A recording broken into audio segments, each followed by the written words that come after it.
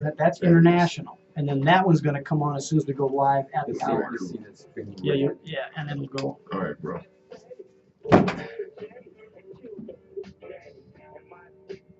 Yeah, we definitely are going to have to use you, Queen Latifah's UNIT wife. Yes. It'd be a good fit, eh? Yeah, it would be. It would be.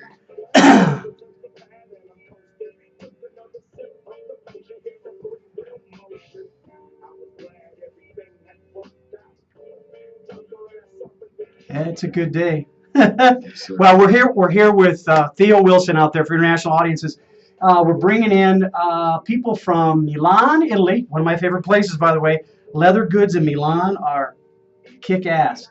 And then we got people all over the United States, obviously, Spain, Cameroon, Ugre, Latvia, and Ankara, Turkey, and the Netherlands this morning. Well, this morning here, a little bit afternoon and evening over there, but we're rocking it this morning with Theo Wilson.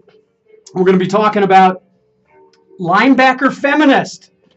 What's the energy you need? We'll be coming to you live on Facebook Live here shortly in about a minute. But stick with us. We'll be chatting a little bit, just hanging out. So as we keep doing that talking thing on the air because of the music, I want to make sure that everybody knows that we've got some things coming up in the near future.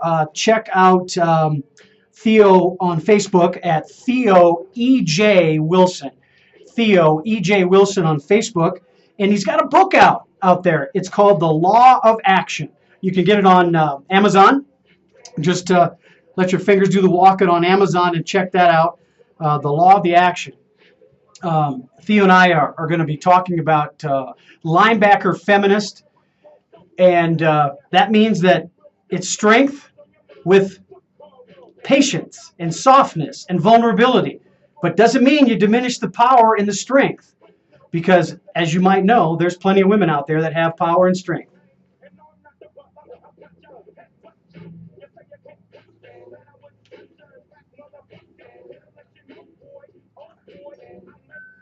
All right, we're getting ready.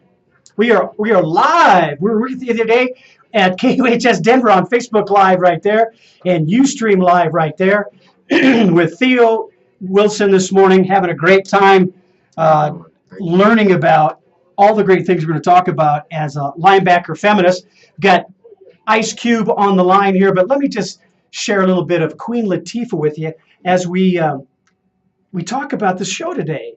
And it's Queen Latifah's Unity. And as I'm talking it through, Theo, give me an idea of your background. Give our audience an idea of where you come from, what the influences you've had over the years to get you to this place and point in time. Thank you very much, Lowell. Listen, man, I'm just a community guy who started off as a poet and an activist. I joined NAACP when I was 15 years old. Went to college and I got into spoken word poetry, and it was just one of those things where poetry and performance, because I also am an actor, could combine on the slam competitive stage, which in the course led to speaking. And some of my poems got accepted onto the TEDx Mile High stage, and I eventually did some poems, and then they asked me to do a real talk. So the transition from poet to speaker is kind of where I'm living right now. And also with that comes understanding of the politics of the day. And under these circumstances, we move forward to find some solutions to the problems that we face. Well, I love what you said about poet to speaker, but I'm gonna ask you for some poetry. Oh goodness! Because that's speaking, yes, and I love the words you speak and how you speak them with your poetry, because it's got some reality that regardless of where you come from or where you've been, or the color of your skin. You see, that was a poet, and I didn't even know it right there. Look at that. Yeah. Bars all day. Yeah, exactly. Yeah. Rocking it as much as I can for where I come from, the farmlands of the Midwest. Farmlands of the Midwest. But it doesn't really matter, because your words speak a truth that more people need to hear about. And especially with today's topic on the linebacker feminist, because it was purposeful. That power and strength that people think about from football, linebackers, violence, that kind of thing, and having that masculine personality, ask them to deal with that vulnerable side, that feminine side. So we're going to hopefully define in clear terms from you and me what a linebacker feminist really is and could be. Yeah, definitely. All right. So, are you from Denver? I am from Denver. I'm from Northeast Denver, Park Hill to be specific. Okay. Yeah, so graduate of George Washington High School. Gotta love Yeah. that. George Washington's got some good history. Yes, it does. Got some real Yes, good it does. history. Now, your travels, you've done TED Talk. We've got that playing behind us. Mhm. You did some great stuff, and I mentioned in the beginning, Yeah. the audience was a TED Talk Denver It audience. was a very TED Talk Denver audience, i.e., somewhat monochromatic. We'll put that politely there. Yeah. But yeah, it's just one of those things where, as you move into these spaces where your voice is, more unique because of who it comes from. Yeah. You have to find the universalist chord that rings with everybody, and that's what I seek to find, while being true to the folks that I come from. Because the things that matter to us matter to everybody. You just got to frame it right. Yeah, and I don't know that this happened to you, but I'm going to take you back into a scenario when you walked into the room at the TED Talk studio. Yeah. And did you pick up any glances, any views from folks that were in the room? Because I know this morning, for example, I'll set you up with this. Yeah. This morning I go swimming in the morning, and it's at a community recreation center. Uh-huh. So there's elderly people there, and then at about 7:30ish, the younger folks start kind of coming in, Yeah. and I watch the faces of the older folks as they look at these youngsters, Yeah. and they're coming in. They got tats, they got this, they got that. Their clothes are a little different, a little raggedy taggedy, and you just tell on these 70-plussers, their faces, the judgments they're making, and it's accepted. They walk through without any issues. But I'm wondering what goes through your mind when you walk into an arena like the TED Talk, and that's that monochromatic field is there. How can you not feel it? Well, what it is first of all, I'm born and raised in Denver, so I felt that most of my life. So I'm moving into that space where I'm the only brother in a room full of white folks isn't really a new thing to me. But what I decided to look at it as is I have an opportunity here. I know that I'm going to be the object of focus. So what am I going to do to serve that focus? Yeah. What am I going to do to uplift and enlighten with the time that their eyes are on me so that we can actually come to a bridged understanding? The differences between us are kind of an interesting dichotomy to the unity that we have among us. Yeah. And so I have that opportunity and I make that thing. And I know what I'm there to do. I'm there to deliver a message. And I believe that it's a message that folks need to hear and that I'm in alignment with the times. And of course, that's actually what ended up happening with the TED Talk that you see behind you. It ended up going viral and touching a lot of people's lives. So I knew I was there to do a job and I did it. So on the viral part, that's electronic. That's easy to measure. Yeah. Now, in the moment, what were you feeling? What were you getting back? Let me tell you something. that talk in particular is quite interesting because in the moment, I didn't know that the talk was going to be that funny, first and foremost. The talk had such a reaction, I thought people were not taking me seriously. And here's this thing with TED audiences, there's so many long, drawn-out speeches, people are ready to laugh at the drop of a dime. I had laughs written in. And so, but after a while, when I was about 15 minutes to the 18-minute speech, I was like, this is the most comfortable I've ever been. And I just want to deliver a message that makes people feel uplifted. And that's what happened. Jumped to the feet, standing ovation. And I was like, well, mission accomplished, at least for this time being. Yeah. Let's see what happens after that. So yeah. Now let's take the sublime audience and experience, but uplifting as it was, because the results at TED Talk, and move to Def Jam. Yeah. You mean Def Poetry Jam? Yeah, Def Poetry, not the Jam, the poetry, Def Poetry. Oh man, because you're award winner there, right? Yeah. I mean, it's more like slam poetry, slam new, but I never actually got on Def Jam while it was on. But what I did do was win the National Poetry Slam, and that was right after I did my first TED poem, and that was a mind-blowing experience because it's a lot of work. Slam poetry is not easy. You write down your emotions, and people put scores to your feelings, and it's random people from the audience. You never know what's going to happen. But there are certain, once again, universalist chords that you can hit, and no matter who you're in front of, people feel it. And so Slam gave me that training ground to figure out what we have in common, regardless of my background, political stance, and see what can we do to actually bring us together in that moment. And that's what I learned with slam poetry. So yeah. All right, so that's my segue into the first segment we have here that we're into is what's Yeah. the mindset. We're setting the mindset. So we've talked about, your mindset, the Yeah. TED Talk, the deaf poetry kind of stuff. So Yeah. where do you go in yourself to bring that emotion forward for whatever the audience is? And now you mentioned the deaf poetry. They're evaluating. Am I sincere? Am I real? Am I honest? Am I angry? Well, as a man in the arts, I've been fortunate to stay in touch with my feminine side in that way. Emotional intelligence is really what we're talking about. Yeah. When we're talking about the tone deafness of men, when we're talking about male privilege, when we're talking about hypermasculinity, we're talking about men who have been disconnected from what they had as children. If you look at a male child, before the masculine culturation gets put on him, the toughening up, don't cry, buck up, before that gets put on him, these children are geniuses creatively.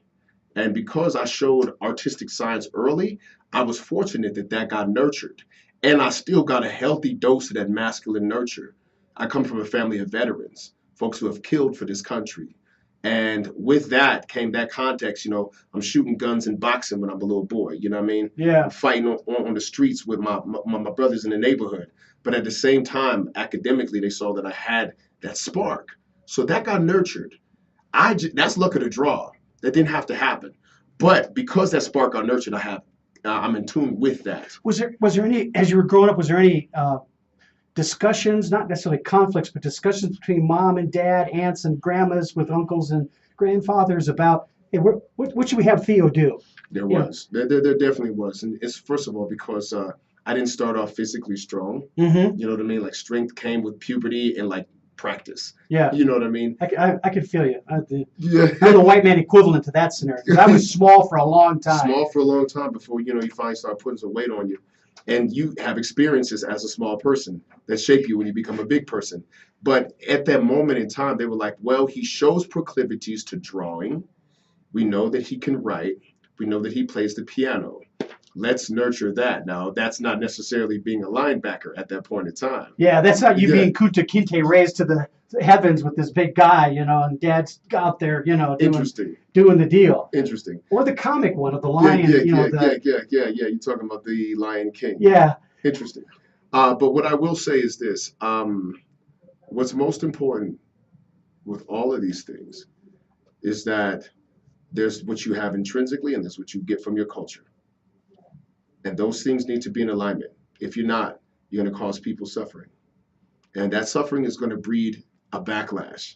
If you're not aware of that, if you get disconnected from your compassion, what you have is a seed planted in somebody because you didn't act compassionately for them to teach you compassion, which often looks like vengeance, which often looks like a backlash. Compassion is a guide to stop you from eliciting vengeance from people. And if you lose connection with that, you write your tombstone in that moment. Well, and we're not going to talk about it in too much detail, but you pointed out that there's a big gap in our vengeance compassion continuum these days. Yeah, there is. And what it is privilege. You know what I mean? You know what I'm saying? Like, we hear the term white privilege. There's a lot of debate on the internet what that looks like. And then we have male privilege, right? And so what people don't understand about privilege is privilege shows up in the face of the other.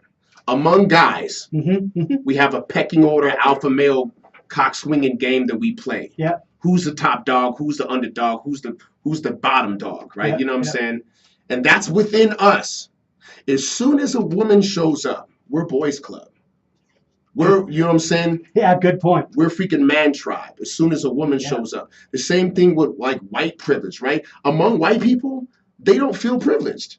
When you're among other white people, you don't feel like you got some kind of ascots and vineyards and mansions. That's what privilege sounds like to the average white person, right? Yeah. So among themselves, it's like, oh, well, shoot, I got to struggle just like the next person. When a person of color shows up, you become white.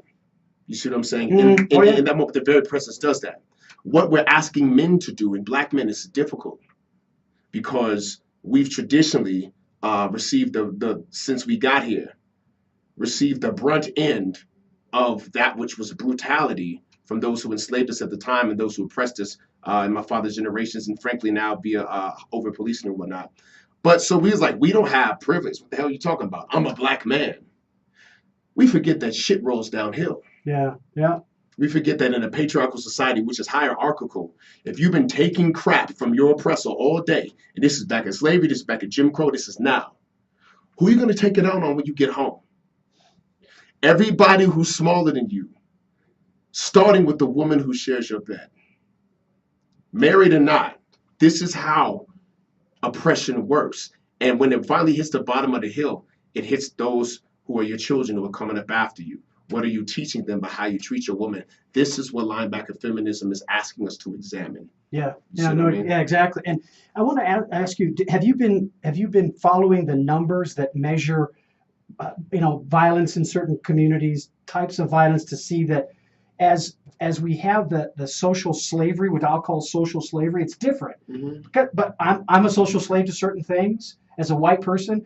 There's different types of social slavery from a standpoint of economics, community, and then you throw the ethnicity on top of that, like the Hispanic communities that I've dealt with, or the athletes that I deal with that are primarily African American males.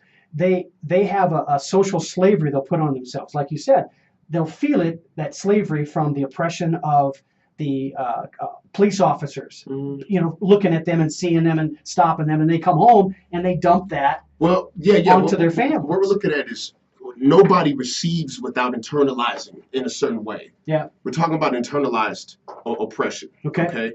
There's institutional, there's interpersonal, and there's internalized.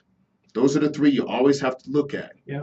If you keep telling a kid he's bad, you're bad, you're bad, you're bad, you'll never be nothing. What happens to the kid? Yeah. He believes the very thing that you told him. So what happens when you do that to an entire group of people? They believe that, and it comes from trauma. So a lot of that is unlearning.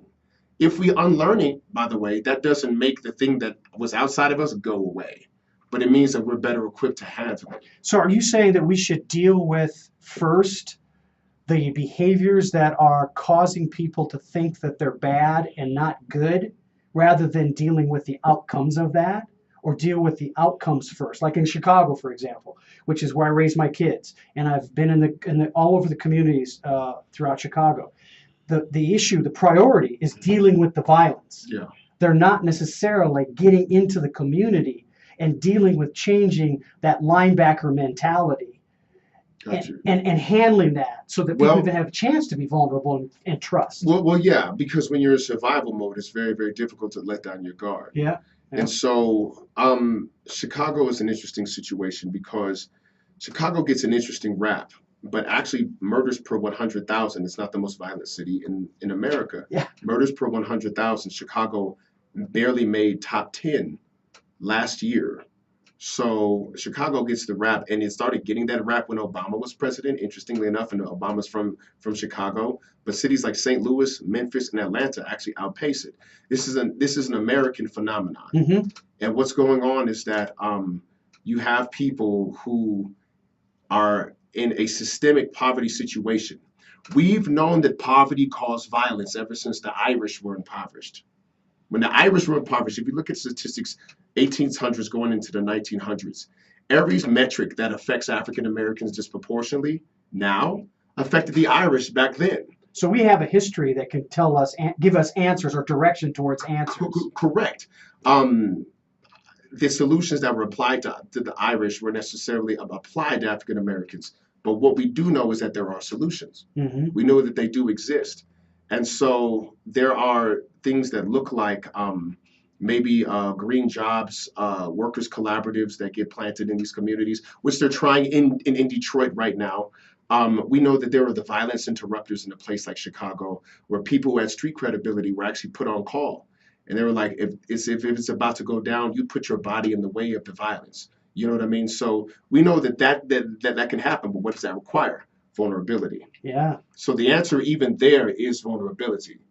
And I believe that what's most important is that we as men need to start discussing what the outcomes of our blind spots are reaping on those closest to us, which is often our women. You know what I mean? Yeah. This Me Too movement is having us ask those kind of questions. Now we're going to take a pause as we do towards the quarter hour, but I want to make sure that everybody understands when we talk about linebacker feminism, we're going to interchange some terms, like especially with feminists. We've talked about vulnerability. That's directed at being, of a feminine mindset, a feminist mindset. Also to say what it's not. Feminism is not weakness. It's not giving in. It's not letting someone dominate. It's just a different state. It's like yin yang in some respects. So I want to make sure our audience understands that, and that we're trying to get you to relate to the linebacker feminist term in a way that starts connecting with what you're about inside.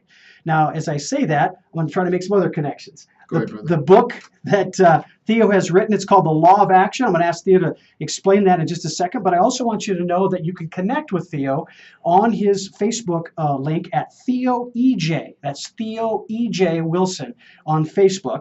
And you'll find, you can look at the TED Talks on YouTube and take a look at his talk there, about an 18 to 20 minute talk.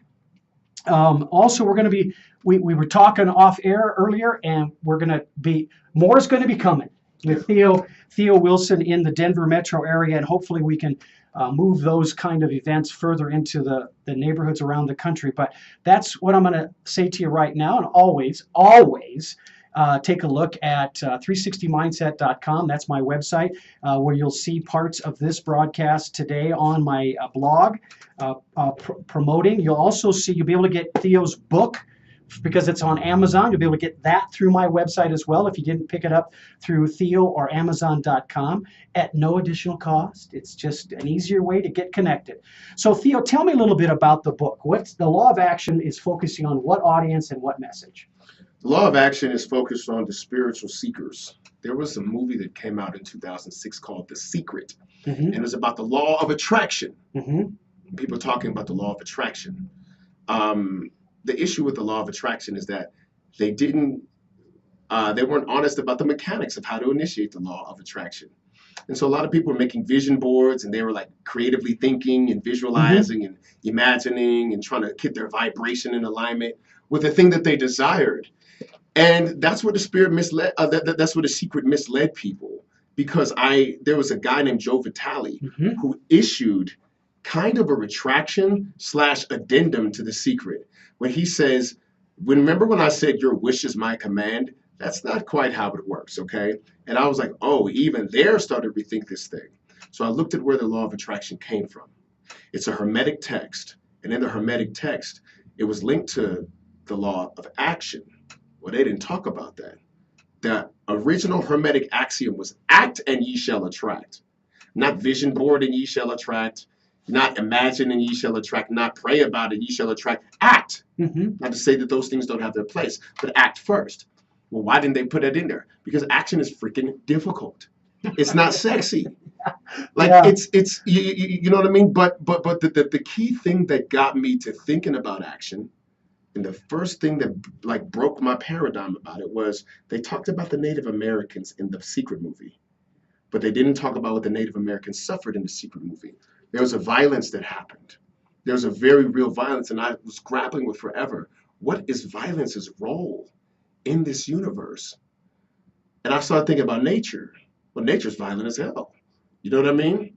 Like, if you ever watch two elks battle in mating season, a lion catches a baby zebra, and it's horrific. It's just terrible, right? Yeah. But that's something that's built into the equation of life. There's an action component that's inherent, and sometimes it shows up violently. And then we have to figure out how to build our spirituality with that in mind, knowing that that's a part of the equation here. If it wasn't for predators, nobody would develop legs to run with. And if it wasn't for prey, the predators wouldn't chase anything. It's all about keeping things in check. And then with that, then we build a spiritual foundation of understanding how to maneuver effectively in the world we live in. That's interesting, because when you were talking, I'm thinking of these images of I look through videos to get little moments I can pick out and put into sessions I talk about. And one of those, over the years, when I would talk about teamwork, team building, I look at the wildebeest crossing a river in Africa that's full of alligators and crocodiles, and the wildebeest that just getting on the other side, gets caught by its hindquarters and pulled back into the river. And what's interesting is the cameraman takes a look at the wildebeest already okay. They turn around and watch. And it's like, we know you're done. It's just part of the world we live in. Could be me next year when we migrate, but you're done. And that's very, it's very natural, the example, but it relates to what you just mentioned about the action.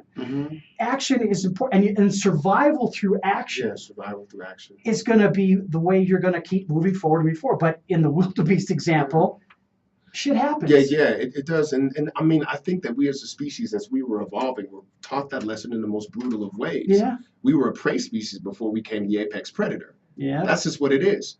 And so now this actually ties back to what we were talking about originally, right? Human beings are the most aggressive predator the planet has ever seen. And we've had some badasses on this planet. We've had the Tyrannosaurus Rex and the great white shark and the saber-toothed tiger. We've had some interesting killers on this planet. We're the best. There's going to be a cost to that. There's going to be a cost to that ability to kill, because what happens is that other humans become more interesting prey than the ones out in the wild. Well, and you're raising a good point about our topic today with the linebacker feminist, because there's the environment that character lives in. And eventually, on the natural part of this discussion, is Mother Nature eventually is going to call in the markers about what we've been doing as the master predator to the environment that we've touched. Correct. Now, we're only isolating today on the individual who we're defining it as what is a linebacker feminist, as the relationship of that masculine identity within being vulnerable and interacting with the cascade of characters that they deal with, and to try to be a little bit more understanding of what you're absorbing and how it influences these other people. But it's all driven by natural forces that you've got to be aware of your environment, or you're not going to be in tune to when to be vulnerable and then to switch it off and be masculine again, or protect yourself, or any combination of those things. So in this second segment on skills, what are the things that you recommend to those who approach you, or the bros that you hang with? What do you say to them as far as, hey, you need to be better at what's the skill? I'll start with this. I saw a meme one day that said, feminism is the radical idea that women are people. Let's start there. The first thing we have to address is our language. And by our, I'm including myself. This is a thing that I'm relatively new to in the span of my understanding of politics and their consequences. So I had to, let's go to my journey. The music I was raised under was West Coast gangster rap. Idols were Snoop and Tupac and Dr. Dre and Corrupt. And all of these guys who didn't really have the best language for women. All of these guys who I would listen to while smoking weed with my bros, This is my environment, this is my social milieu, created this culture, okay? Then I had to start analyzing, well, what is the real cost of that? How am I contributing to the objectification of the women around me?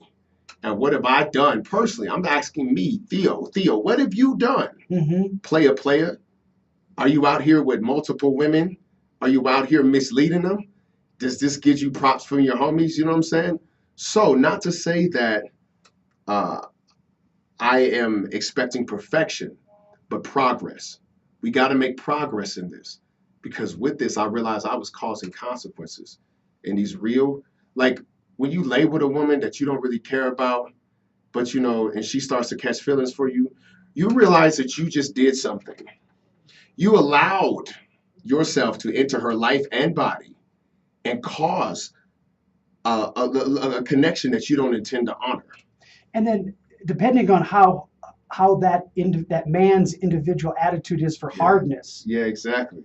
Is going to determine how much he's going to have to struggle to pull himself back and discover vulnerability. Yeah, dude. Because the music you said, the bros he hangs with, starts to define his hardness Yeah. towards that situation. Because look at I've coached and worked with college athletes of all different kinds of social economic background. And by the way, you look good in red. That red. Oh, the red. Yeah, I'm looking back at it right now. Yes, sir. Is being able to say to them, why is it you have the confidence in the phrase baby mama?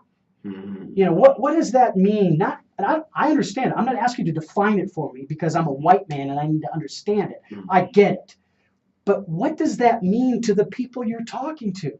Yeah. Is that demeaning? Yeah. Is that beneficial? Is it defining your culture and your neighborhood? Why is that an important phrase? And are there other phrases that because you talk about the words and the vocabulary? Yeah. What are some of those examples that they need to be aware of? Well, I mean, the B word off top, you know what I'm saying?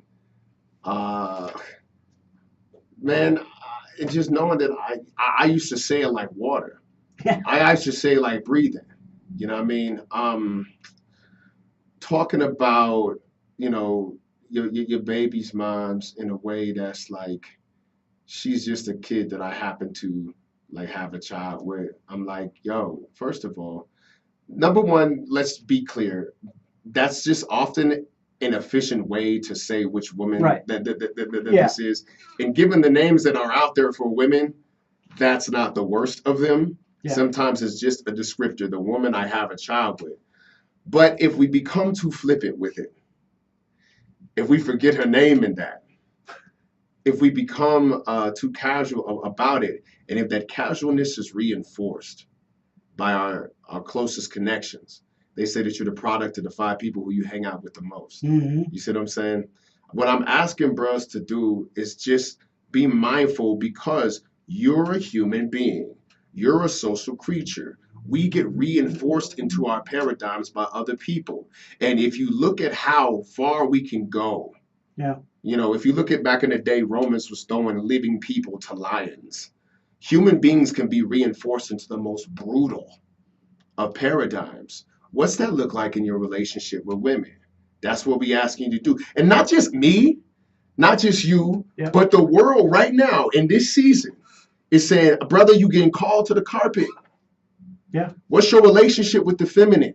Starting with what's your relationship with your own feminine side and how does that show up and what are the consequences? Now, let me also point out that the reality is here that Theo is a black man, I'm a white man, but it's not about the color because it's happening. So a lot of white guys are getting knocked over on this. Exactly. A lot of white guys. Well, and we could get Henry on the mic in here, and he could say Hispanic community, the Asian community. I mean, it's a masculine versus feminine linebacker feminist is what we're defining here, and getting in touch with what are you doing?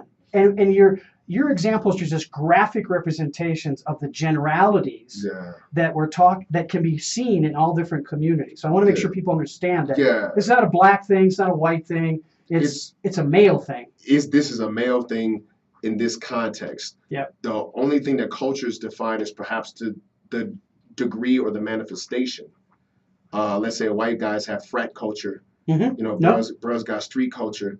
Either way, it's misogynist in the mud. You know what I'm saying? So, and like I said, this is one of the newest politics for me, brother. I ain't really as versed at this as I am with other forms of politics. So I know that there's probably a woman or a feminist or, you know what I'm saying, maybe LGBTQ person who could, you know, put me in check with a lot of things that I'm saying. All I know is I'm me.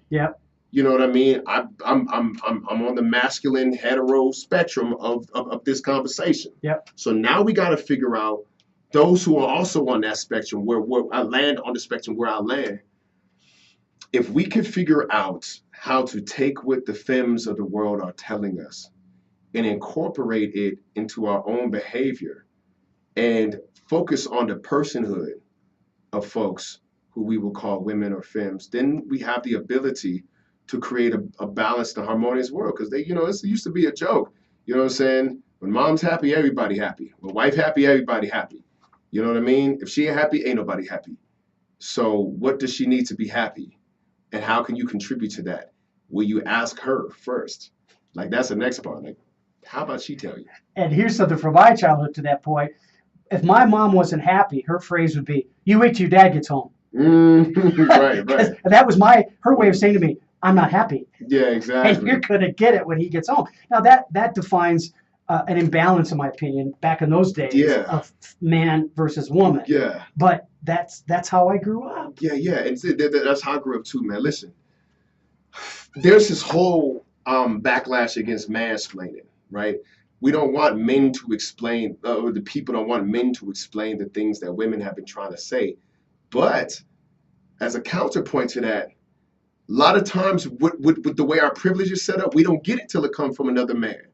We shouldn't have to mansplain things, but the fact is that my mama said that too. When your daddy get home, you straight right up. Yeah. Because you know your dad is consequences and repercussions. We feel and are beholden to the prospective violence that our man tribe can exact against us. You see what I'm saying? Yeah. And that's just a thing regardless. I don't care if you in a gang, the police, the military, or a football team. The fact that your bros can exact a level of violent consequence against you, they get your ear. So now what you saying to them? That's what's very important. So let's use that. Don't just decry our broness just off the strength of it, because it has traditionally been used to oppress women. Let's use it. It's there. Use it. What can we do to hold ourselves accountable in that? That's the conversation that we're having right now. Yeah, exactly. And that's a conversation I've had more than I like it because it's a young man on a team trying to get in touch with how to focus that being man and the input he gets and energy he feels from his teammates, his bros, and focusing it. And the difficulty is they get distracted. Well, yeah. With other pulls and pushes. Well, man, let me tell you what your biggest obstacle. The biggest obstacle is the fear of being looked at as an outcast and weird.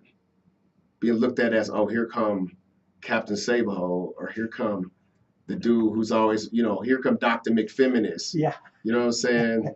What's next? You gonna have a funny haircut next week? What you gonna do, right? Yeah. Or like you're afraid. It's scary. And I think a lot of women don't understand is that the reason why dudes don't be speaking up is because the threat of immediate violence from your bros is expected. Someone will say, well, women encounter violence when they stand up. But there's at least that thing that says a man is less of a man when he hits you. You could be a full man and hit your bro. See what I'm saying? Consequences and repercussions. And that's just what it is. We have a fear of being ostracized because ostracization for us is physically dangerous for us. Yeah.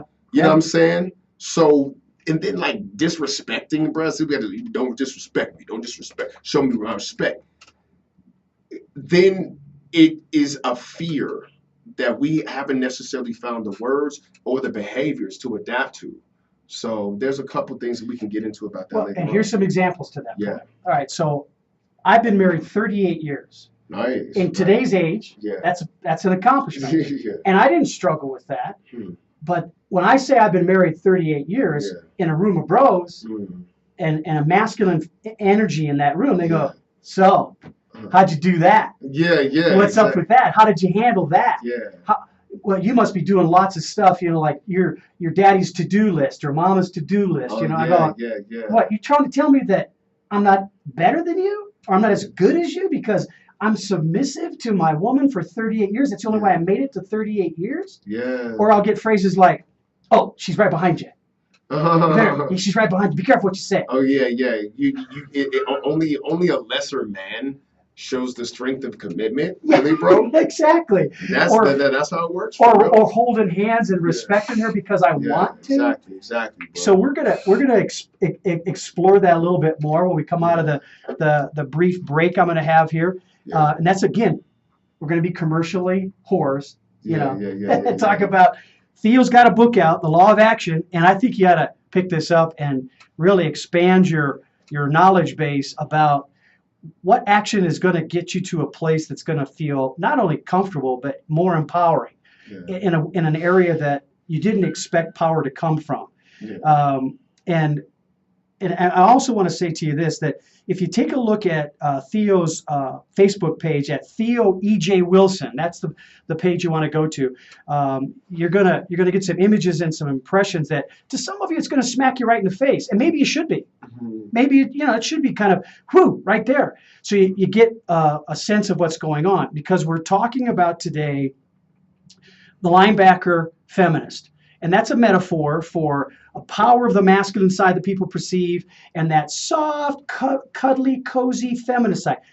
That's not what it is. We're debunking that. We're defining it as everybody has both components, both masculine and feminine characteristics. It's you being aware enough to know what's your level, what's your degree, and being aware of putting it together in a way that defines who you are going forward, so that you don't make the mistakes that we've already talked about, that men have made, that they've trickled down to family and been abusive or violent to their family because that was their release from what the community and their contacts have given them. So check that out, please do, and always take a look at 360mindset.com, my website. You're going to be able to get Theo's book there as well, The Law of Action. Now, as we start the next segment's about mental conditioning. And mental conditioning is about environment. What's the influence of the environment that's challenging my skills and my mindset that I brought into this environment so that I can be mentally conditioned to deal with all this stuff coming at me? Now, here's my example. So I'm a high schooler, freshman in high school. Yeah. I'm 5'2". I always said I was 5'3". I maybe weighed 90 pounds. Wow. Maybe. My dad, the head wrestling coach, Yeah. he wanted me as his 90 pounder. Yeah. Well, his 95 pounder at that time, Exactly. but I was 90 pounds. And I knew the move, so he knew he had something that could work.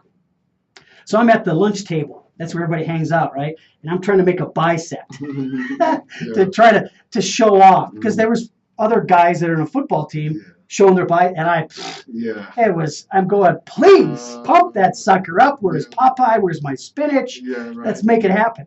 So I'm projecting. Yeah. I'm trying to get her attention. Now, what I didn't realize until years later, after I talked to my colleague, my alumnus from my high school, Lisa, she said, all you had to do was continue to sing. Because we were in the choir together, and madrigal singers. She said you wouldn't come to our madrigal parties after we had a concert or a contest. I go, well, but I had to get home, had to do a farm kid, and I went, duh, man, missed the opportunity. So I had to learn that in later years. And that's part of the reason why I'm passionate about not only making the definition today of what the linebacker feminist is, but also sharing how it's not a cultural thing. It's not a color thing. It's a man thing.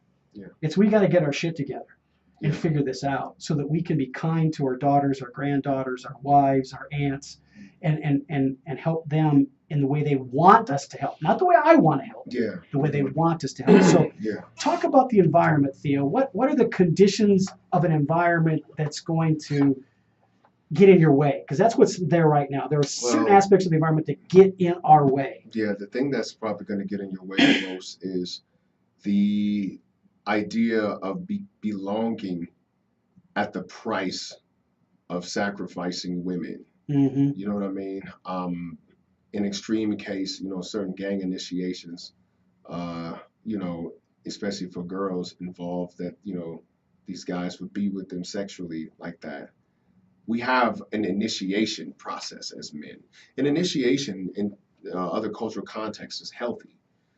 Boys, in certain indigenous societies wouldn't be considered men until they pass several tests. We have rites of passage like that too. But our rites of passage, like, some frat houses involves, doing unsavory things to women. That's their rites of passage. So we got to look at where our rites of passage comes at the price of feminine life and feminine safety. And I don't know what that looks like in your neck of the woods, but know that men in a deep way kind of need initiation. We crave initiation. Guys go to the army for it, man. to you know what I'm saying, the guy, unfocused but strong guy will go to the army and get some discipline in his life. Yep. Figure out how to be a man and take care of responsibilities. We crave initiation. Know that. Now, make sure that it comes at a healthy way. We can create new programs and new paradigms. And if you're a man who's in charge of, let's say you're a coach, let's say you're somebody who's a teacher, or just a father in your household, be mindful of the initiation that you're putting your boys through and the messages that you're giving them in terms of the value of women or lack thereof. That's one of the things I could say. Well, and to that point, to leverage off of that a little bit and give some more examples, from a cultural perspective, you've got, I've got athletes who are fathers now. Yeah, exactly. Some are retired, and they have a rite of passage in their head. Now, they don't call it that. What they call it is, I'd love for my son to be football, basketball, track and field, whatever, because I was. And we see it as coaches manifest in the helicopter parents sitting in the stands, spinning out of control because their kid isn't getting a fair shot of the number of minutes or innings or whatever. And I'm going, but your window, your glasses aren't seeing the same player that I'm seeing. So if you want to if you want to initiate your child, start at the basics of health, well-being, cultural development, education, and then let them find their own path. Exactly. And see what happens. Just like your example earlier when you were growing up, and all the interesting things that your family allowed you to do, and they were sensitive. Fortunate. Yeah, and they were sensitive to that, and then you discover things on your own. So for me, totally relatable, different scenarios. But look my dad was Master Sergeant in the Air Force, Korean War veteran, saw some really bad stuff, didn't want to share it with me. I found his notebook / Bible one time when I was, I wasn't supposed to, but I was searching through the drawers, what can I find? And I found his little journal and read stuff in the back. And it was about, bulldozing bodies into trenches and doing crazy stuff, how he got his Bronze Star and Purple Heart. Yeah. He threw it away. Oh my God. Well, threw it away. Dude, let's start right there. They complain about hypermasculinity, where you just being a man isn't enough. You got to be Rambo. You got to be Schwarzenegger. You got to be Dwayne "The Rock" Johnson. Yeah. We talk a lot about female body image issues, but there's also male body image issues. There's I need a freaking 20-inch neck.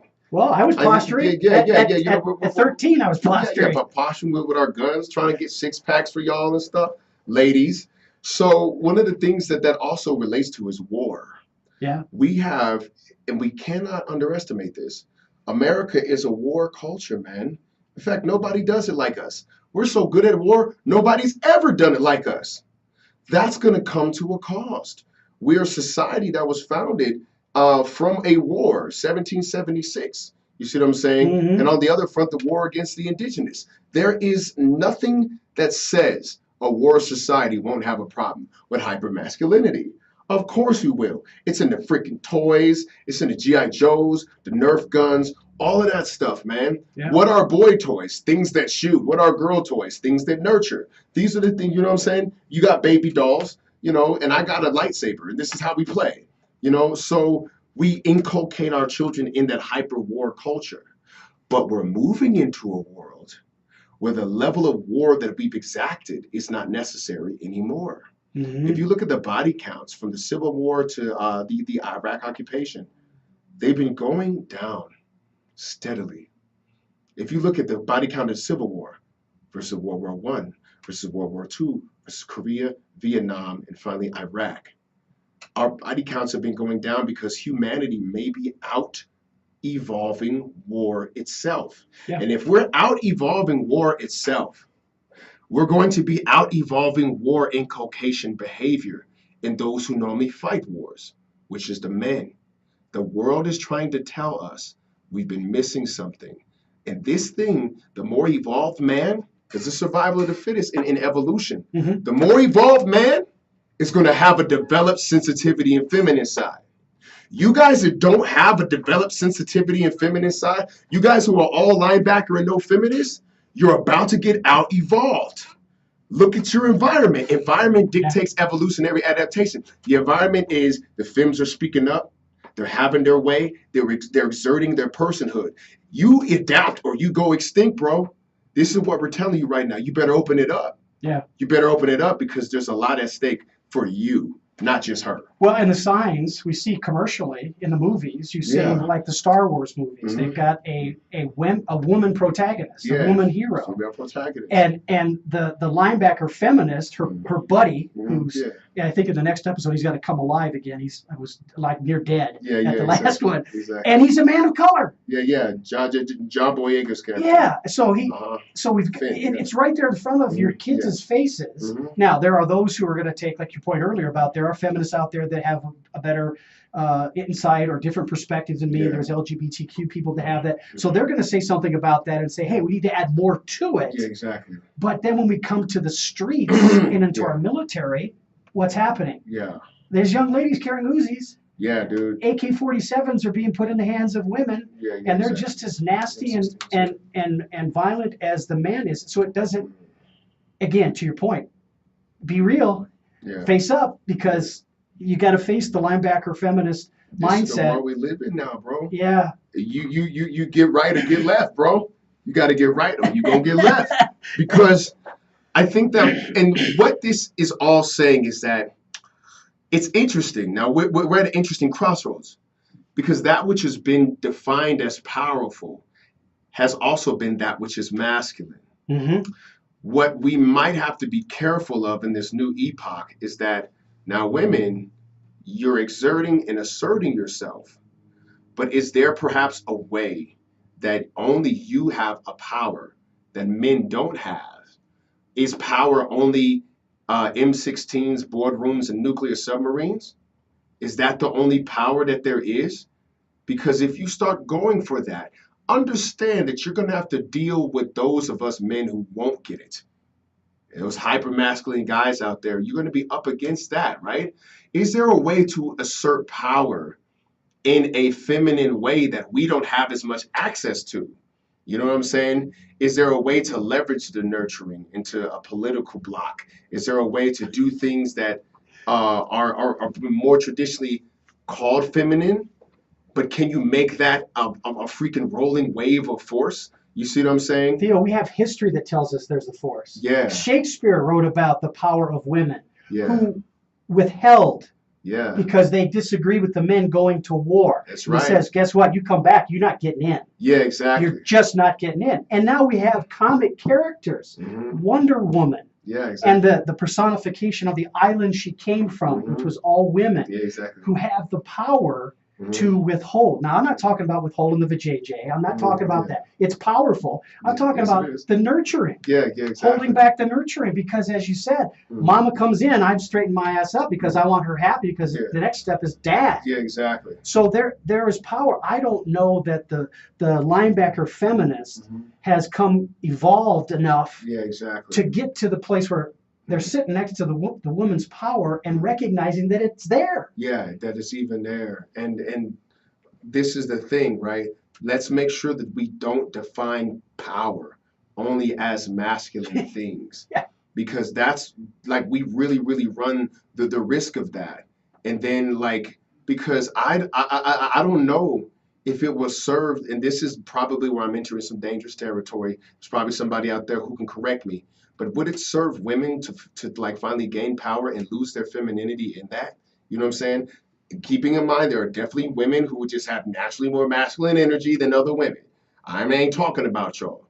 But if we define power as only the things that men have traditionally done, will you lose yourself in that? These are the things that I think men have to start asking ourselves before we get to the point where we're also encouraging women to do things that are relatively destructive and relatively dangerous. Yeah. You see what I'm saying? Well, and I think, I'm going to agree with you and give you an example for our audience and ask for forgiveness because there's probably, you can correct me, but I've experienced women who've overcompensated masculinely because they got caught up in those tools, those devices, those strategies that men have typically been the ones using. Yeah, exactly. And they accept the pushback about the bitch. Yeah. She's a bitch. Yeah. I Right. don't like working for her, but I love the results. Yeah. Exactly. Because she gets the same results the guy does, but she gets different pushback. Yeah. Because she's a female. Mm-hmm. And she's coming to the table with initially feminist ideals Yeah. as perceived by the men in the room. Yeah. But then when she acts like the man and pushes the Yeah. buttons And like and gets starts. Yeah. It starts crotch grabbing and spitting tobacco at everybody. And it's like, all right, that's one way to do it. But in a way, you've also lost yourself in that. Yeah. I had a professor in college who just worked so well in her feminine power, man. And this is what I knew it was different. She'd never raise her voice. She never, ever used force. She just used holding me to my own highest standard Mm-hmm. and never wavering from her highest standard. And she walked in the room and you just knew a queen was there, man. Yeah. Like Dr. Valencia Matthews, she just has, because she still does this. She's still there. She has the ability to command you to your best and hold yourself accountable. And she's consistent and she never forces the issue. Yeah. She just lets the truth be the truth and puts it in your face. And because she's in a position of power, she can execute within her authority if she has to. But she doesn't have to get all in your face like a drill sergeant. She understands her essence, man, and she just radiates that. And when she radiates that, you just know it. She has feminine power. And it's just something that I saw was amazing. Yeah. It wasn't blunt force trauma, man.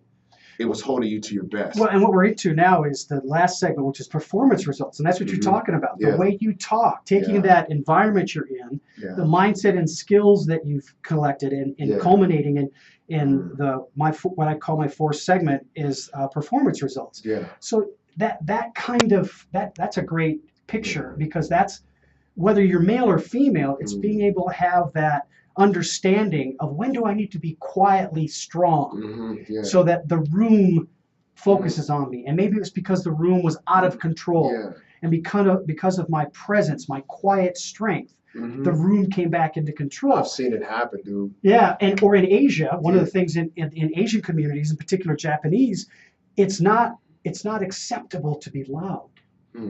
Because you let everybody know that you're not in control. Yeah. Now, if you get loud, if you yell at somebody, it's because they disrespected you, and that's understood. That if you got in somebody's face and started yelling at them, that the whole crowd around you knows that person disrespected you. Yeah. All of a sudden, you turn the whole crowd onto that person. Yeah, exactly. But those are rules and guidelines societally that have been developed over hundreds of years. Hundreds of years, yeah. In this country, we're not there yet. No, man. I mean, listen, we've got a long way to go, but I think that when we start asking ourselves, what society do we want? Let's focus on the end game here. What society do we want? I'm gonna throw this at you. Let's not define power between men and women as a zero-sum game. Yeah, good point. Between if men get, then women have to lose, and if women get, then men have to lose. No, man. I think if you look at how harmonious natural systems are set up, they're set up for win-wins. The bee, he gets his pollen, and the flower, they get to freaking spread their seeds around, okay? Yeah. Nature has a lot of symbiotic win-win situations set up.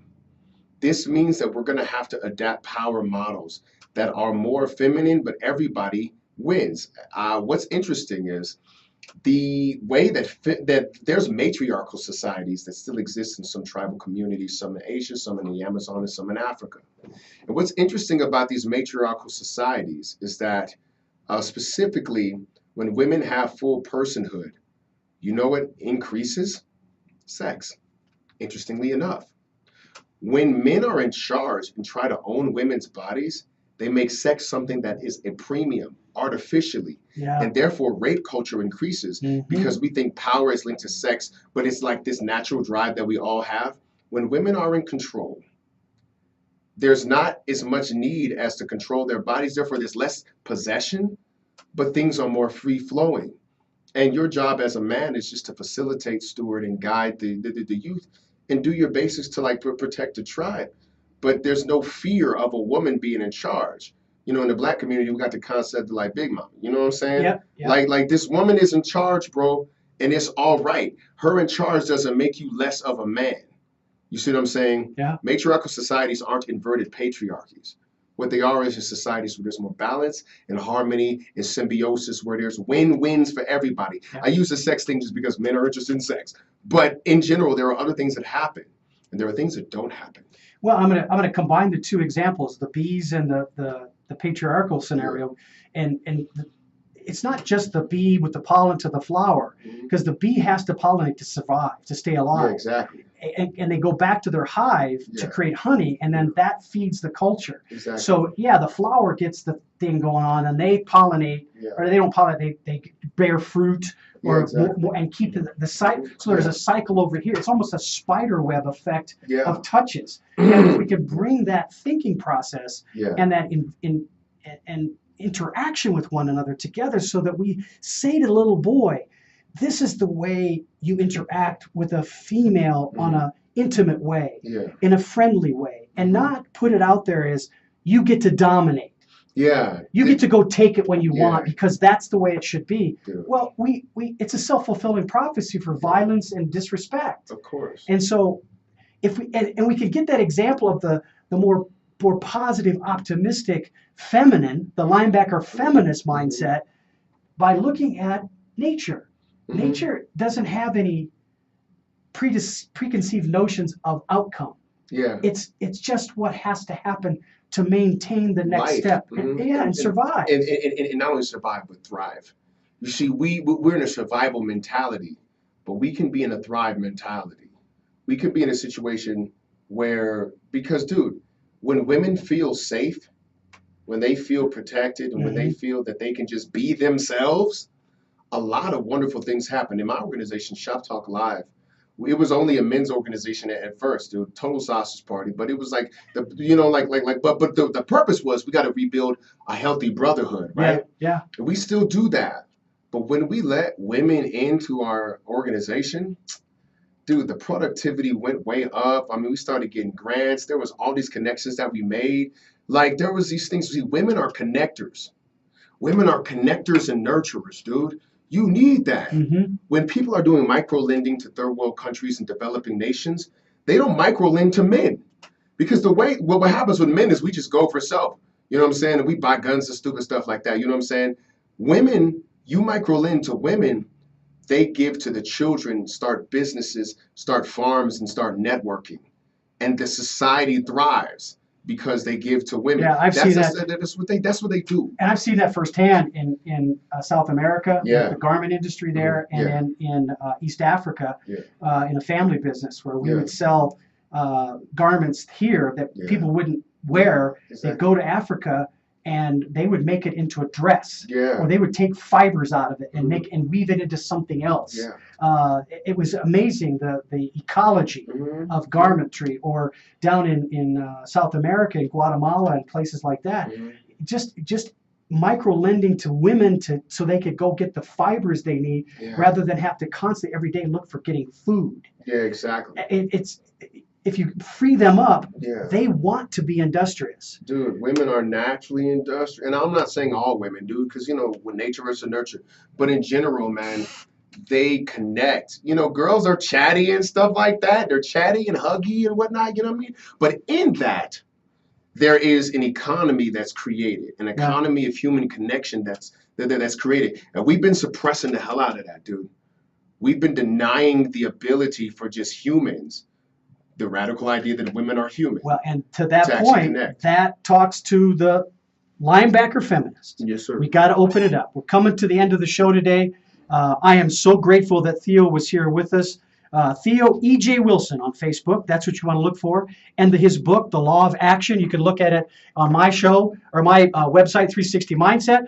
We are on our way out. We're going to share a little bit of Queen Latifah as I move out of the show, just for a little bit. so you can hear some of that. But as I keep talking, I want to let you to make sure you tune into KUHSdenver.com. We're bringing the right message to you. We're sharing information and insights that make a difference. The truth, right here on KUHSdenver.com. Join us next week where we're going to talk a little bit about micro processing in the body, biofeedback, how athletes can use technology to make their performance not any harder, just better. Hey, great to have you here. Good Friday. Take care. We're off there, but we're still on there with the blue camera, so we can keep chatting and talk with your headphones off. Great show. Yeah, Man. thank you I kept very much. losing connectivity on That's Facebook okay. Live. It's all right. Who cares about I Facebook? relaunched it 2 or 3 times, so there's like 2 or 3 segments. What'd you think, Henry? But you're still on up here. Yeah.